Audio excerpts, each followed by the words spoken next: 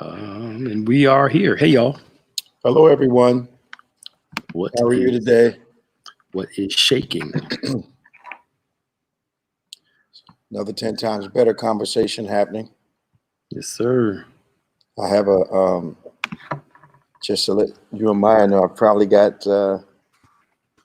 two more of those. I don't know what kind of response we're going to get today because really delving into an area where I believe many men are challenged and the females in their lives are challenged also. Okay. And that's communication. Oh yeah. Yeah. I started in a very unusual place to talk about communication. I started when Paul was talking about speaking in a tongue that could be understood. Okay. And out of that came this 10 times better communication. Is this the one you take Friday? Yeah. Oh, that's coming out next Sunday. Okay. Which one are we doing today? This is the one you taped last week. I don't remember what that was. Yeah. I didn't listen to it yet. Okay. Yeah. I don't remember what that was. So. But that's a good discussion. A lot of guys aren't taught how to talk. No, they aren't. From children, just I know. It's terrible. Yeah. Raised by other people that don't want to talk either. Yep. So help me out with this, right? All right. So there seems to be a generational shift in communication, I think, for the positive. In your generation, in what sense? In your generation, a lot of what happened in the family, it was like children are there to be seen, not heard. Yeah. Crazy stuff goes on in the house. Everything stays in the house, which of course is appropriate when necessary private. But you're seeing parents allowing the children to express themselves a little more through conversation. So you get what I'm trying to say? Like back in the day, it was like kids are just there to be seen. Don't say nothing. Don't question. What I think happened with my generation is it feels like we were the first to break that cycle. Okay. Because I never raised any of my children without conversation. Right. And I think what happened was we that are in my generation saw the fallacy of that particular mindset of seen and not heard, and kind of decided that we were going to talk to our kids. Mm-hmm. I think what we run into now is we're in a culture of perception and a culture of false perception. So it's difficult to tell when people, I think we're talking, but we're not conversing or dialoguing. Right. So there's more said, but I'm not sure how much transparency there is. I'm not even sure that the keeping it 100 is not as much a posture as it is actually being real about oneself. Right. Yep. Yeah. And you're right. I think with the rise of social media, you hear more voices, but it feels like everybody's just screaming at the top of their lungs their opinion. Yeah. And then we take that into our personal lives and wonder why we can't talk. Because I think there's no foundational truth in a lot of people's lives. So you've got all these truths floating around. Yeah. And I think it has taken the communal meaning out of what we say. Yep. Because if it's my truth, that statement automatically starts to exclude other people and what they think. And what I'm really asking you to do is agree with what I'm saying to you, since it's your truth. Yep. This week when Trump got sick of COVID, so Ava DuVernay comes out and says that she wishes the president well. Of course, she disagrees with him. She said, he's not right in what he's doing. And there's a section of people coming after her because she wished the president well. How could you wish him well? And then he recovers from this. Who wished him well? Ava DuVernay, the lady did the female black director that did Selma. I mean, you should wish him well.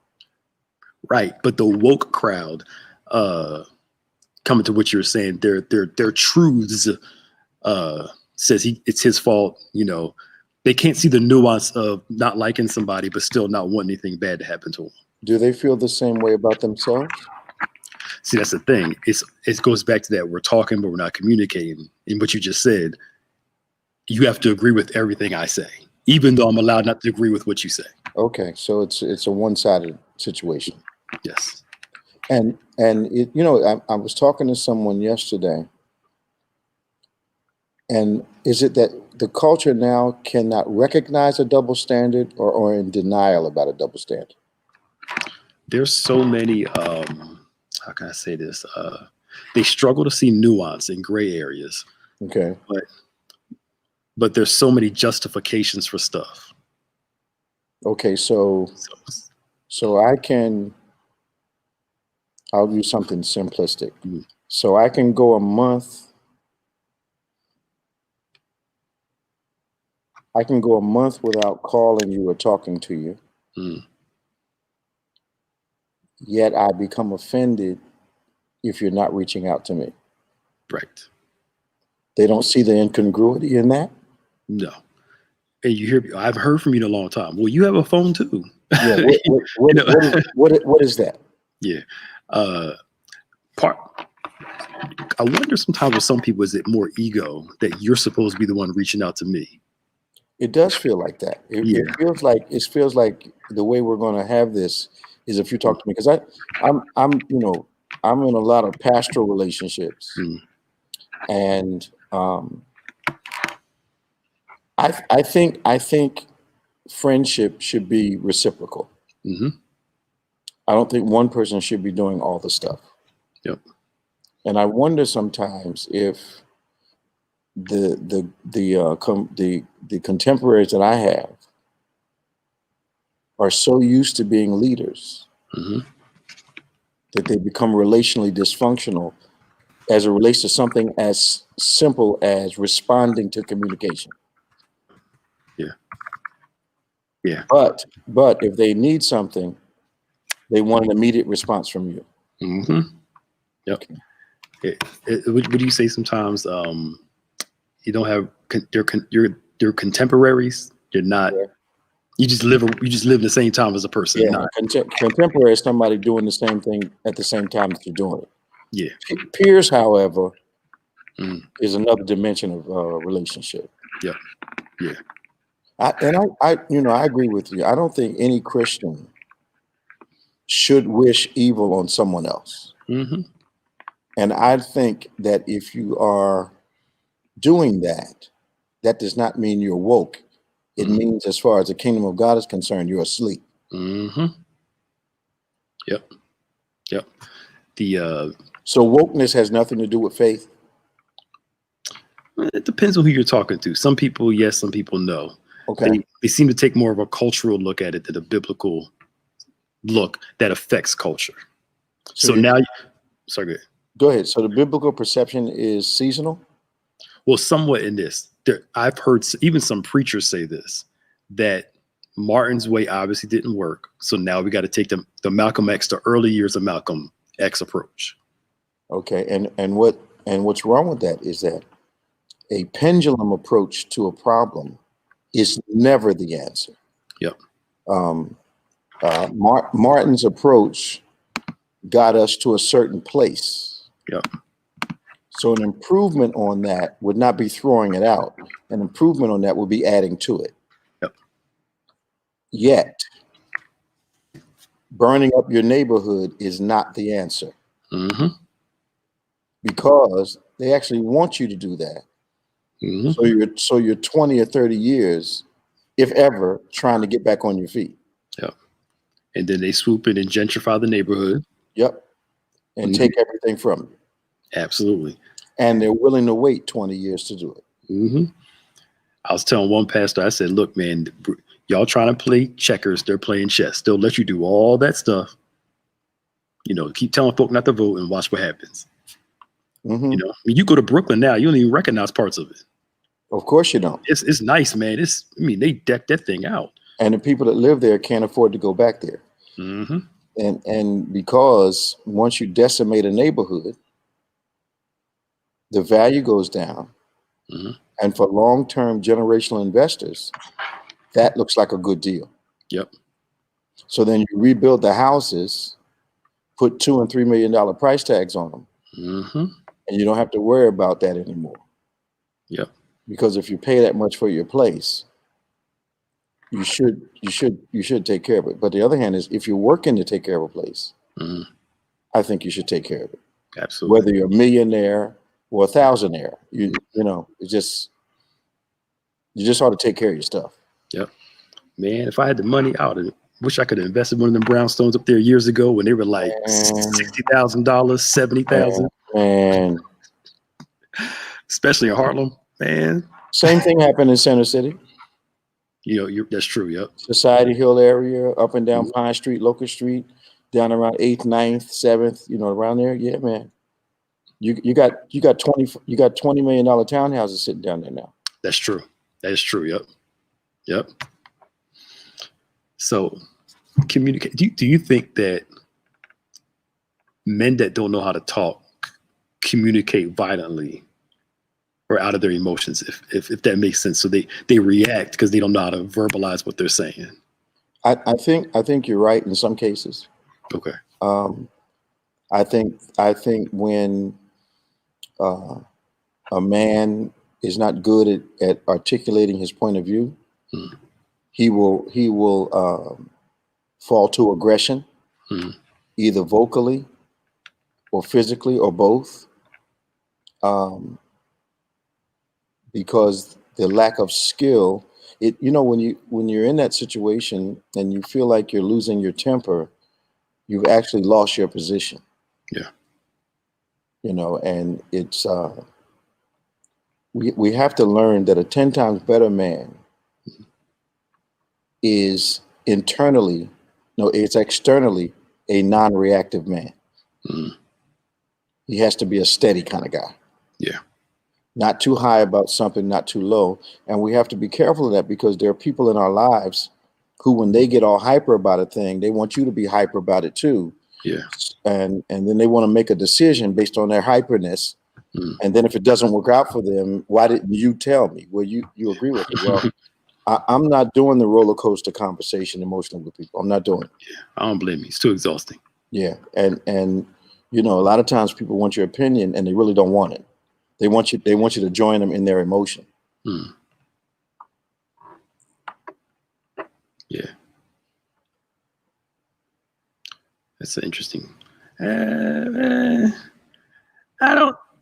One thing why have we not seen more black men speak up for black women, specifically Harris, and Obama when being called a monster and monkey by Trump and his people?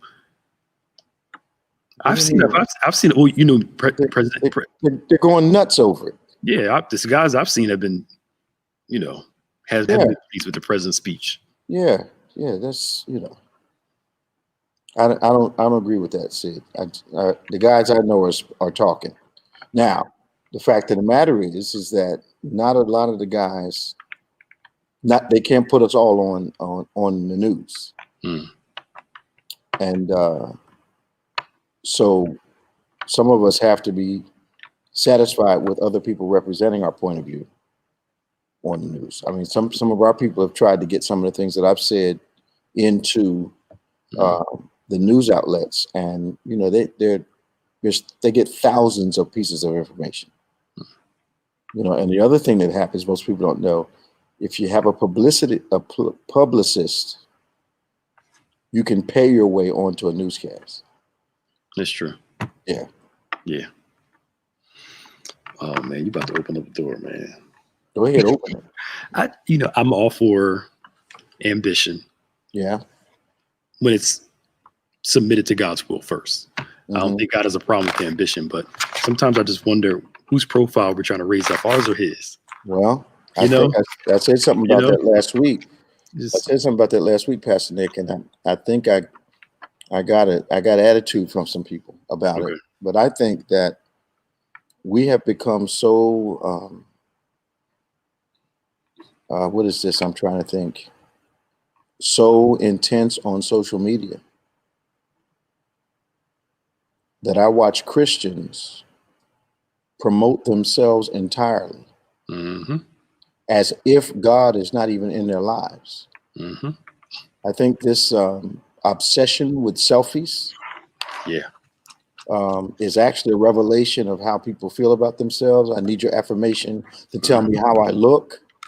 Um, and what happens is I want to promote something to give the impression that it has nothing to do with God because I think that will raise my platform. Mm-hmm. But then I'm going to ask God to bless it for me Yep. when I don't want to be perceived as having a relationship with Him at all. Yep. Yep. And then we've got this other thing that's going on. Thank you, Ada. I've been wondering about promoting that message that I did with the African American Chamber. Um, and the other thing I'm watching happen is, and maybe somebody can help me. I've been doing some research on YouTube, what I call cultural research, Mm-hmm. because I realized being in the church for the past 40 years, since 1976, however many years that is, I'm ignorant to some of the cultural norms. Mm-hmm.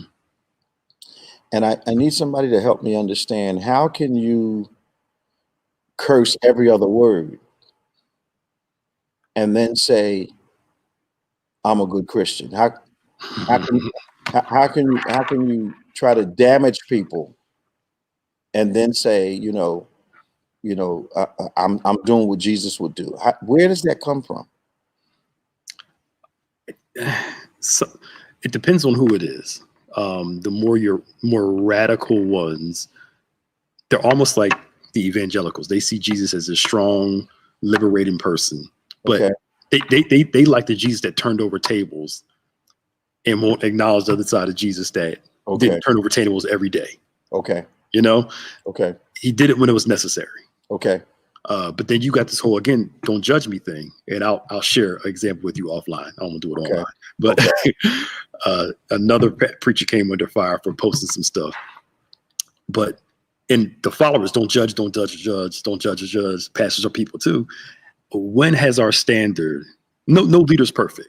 I'm extremely flawed, y'all. Yeah, me too. But I got enough sense not to post certain things online. Absolutely. Yeah, just But I think you're in that don't judge me phase where the standard has been lowered. What I think is, if you don't want to be judged on something, don't put it out there. Yeah. But you can't put some nonsense all on social media and not expect people to react to it. And you know what it is? I think I was talking to someone today, trying to get them to understand conversational dynamics. And I said, you know what? It sounded as though they thought about something they had spoken to another person about for like over a week. And in that contemplation, in that deliberation, in your own thoughts for a week, sometimes is birthed an answer you desire to hear. But also you want a person who you're talking to after you've been deliberating a week to have an immediate answer to your deliberation. Right. And it's not feasible. Yeah. Because you've been thinking about it doesn't mean they've been thinking about it. Right. And it took me almost 15 minutes to get this person to understand that. Yeah, you worried about something nobody else is worried about. Yeah. I mean, it's on your mind. Yeah. That doesn't mean the person you're talking to has the answers immediately. Right. But then also there's a I believe when you've been thinking about a thing for a while, you also either consciously or subconsciously think about the answers you want to receive. Oh, absolutely. Yeah. Yeah. And they get mad when you don't answer the way I want you to. Oh yeah. Because you're supposed to be in my head. Ada is about 4 people above you. She's looking for Ada. Right. Ava's looking for Ada. Ada. Yeah. She about 4 people above you on the feed, Ava. Yeah. It depends on what. Yeah, I wonder, and some people would say that cussing out of one side of your mouth and telling everybody off, calling people all kinds of names and all, and then claiming Christ is keeping it real. But I mean, what reality is that? Somebody help me. Right. Which Jesus are you trying to be like? Yeah. But it's I think it's what that scripture we read on Wednesday about somebody else preaching a different Jesus to you. Mm-hmm. It seems like we got a different view of Jesus beyond the scriptural Jesus, Right. that people are trying to adhere to, and I think it's the Christ likeness that makes them comfortable. Well, makes them comfortable. Yeah, I would think that would make you uncomfortable. yeah. Well, I mean, they're trying to get Jesus to where they want, so a Jesus that agrees with them. Okay. Trying to shift him. So their version of God. Yeah, Okay. trying to change him to fit us rather than us changing to fit him. Yeah. And Pastor Lucette makes a good statement. Almost like it's a relationship without accountability. Yeah. Yep. Yeah. Really. Yeah. Yeah. No accountability. Mm-hmm. I mean, at least be real and say, look, I wanted to do that, rather than saying I'm human, I make mistakes. Just be honest. Is that a default now? Is that I'm human? Is that the way people explain things? Yeah, like I'm human, and we are human, so we do sin and we do make mistakes, but that's not supposed to be a crutch or a fallback. Yeah, but saying I'm human means I know I had a choice. That's true. That's true. That is an acknowledgement of the authority that we have to make a choice. Mm-hmm. So to say I'm human means, yeah, I decided to do that. I didn't have to. Yeah. Yeah. Would you say the will of man is stronger than the will of God? The only thing on the face of the earth. Mm-hmm. Mm-hmm. Wow. We got 3 minutes left, y'all. Y'all got any questions? Fast? Yeah. Wow. I felt like we were in your office talking. Yeah. I hope you guys like what we were talking about. Yeah. Yeah, I think that yeah, there you go. Oh, I'm sorry. He's about to say something. I'll take it. No, Ada's right. Made to order Jesus. That's right. Mm-hmm. Yeah. Absolutely. I think drama did that years ago. Jesus in the Box, and you get a certain Jesus. They did. Yeah. Oh, we got to bring that back. That was a good one. Yeah. Hey, Sister Tiff. Hi. Oh, that voice got sweet when you saw that. I heard. It came down a couple decibels. Hi. Oh boy. Yes. Hi. I was gonna make fun of her too, because her son. She asked Julian, did he want to go with her somewhere yesterday? She's like, no. I was like, you want to come with me? Yeah. I was like, you sure you want to come tonight? He's like, yes, I'm coming. I'm like, all right. So we hanging out tonight. Absolutely. Hey, Pastor Betty. Hey, Betty. New York contingent. Amen. Yeah. Is it time yet? Yeah, we got less than a minute. We'll be back at about 6:25. Okay. Should be about 6:25. Mine says 6:25-ish. So that's around 6:25. That's around 6:25, I guess. That sounds like Jesus talking about a little while. Right. Come on now. Listen intently. Get your questions. Bishop will be back answering your questions about this 10 times better. We're excited about it. And we'll see y'all later. In 25 minutes. 25. Yeah. Yep. All right. Bye-bye. Bye-bye.